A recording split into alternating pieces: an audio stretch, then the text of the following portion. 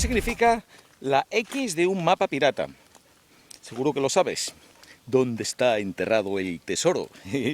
Pues sería cierto si los piratas enterrasen sus tesoros o incluso tuviesen tesoros para enterrar, porque lo cierto es que la mayoría de la información que tenemos, lo que sabemos de los piratas, es información que viene de las novelas, de la literatura de ficción.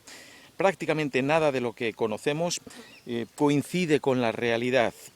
Los piratas nunca enterraron tesoros. El único caso documentado de alguien enterrar parte de su fortuna se refiere a alguien que no fue un pirata, fue un privateer, como un mercenario, alguien que tiene un barco armado y trabaja para las autoridades. En este caso él trabajaba, le pagaban los gobernadores de 3 estados británicos, del Imperio Británico de entonces, como eran Nueva York, Massachusetts y New Hampshire, que le pagaban para vigilar la costa precisamente de los piratas y de los franceses.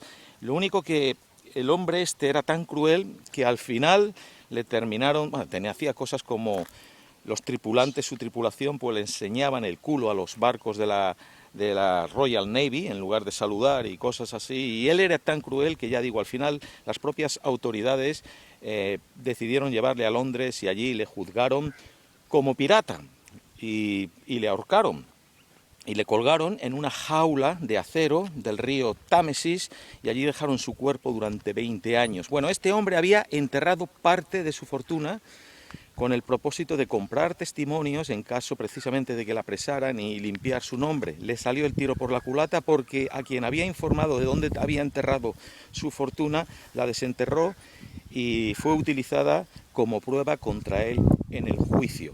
Este es el único caso. Los piratas no tenían ni siquiera tesoros.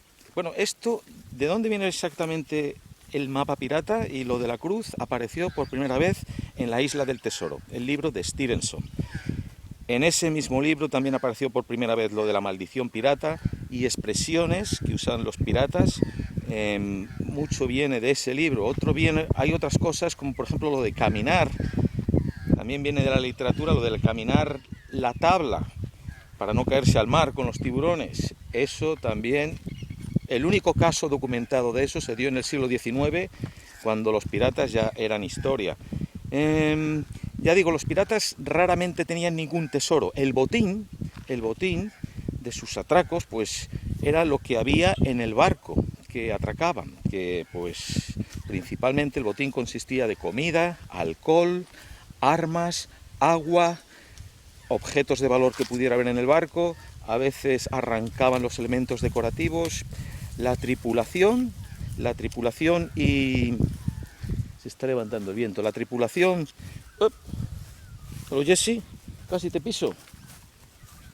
Y los pasajeros también eran parte importante del botín porque pedían dinero por su rescate o si no los vendían como esclavos.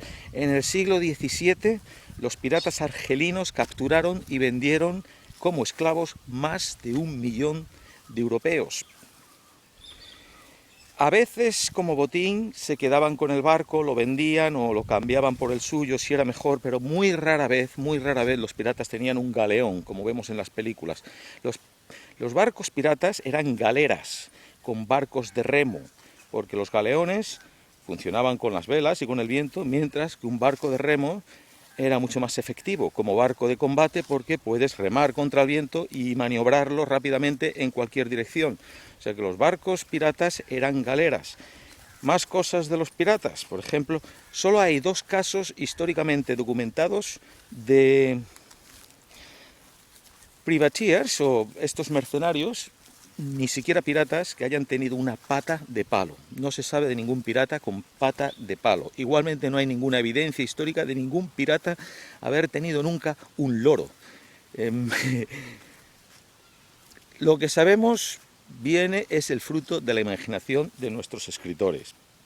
En cuanto a los piratas modernos, pues eso es otra historia para otro vídeo. Si quieres aprender cosas curiosas e interesantes de una manera entretenida, los martes en este canal. Hasta la próxima.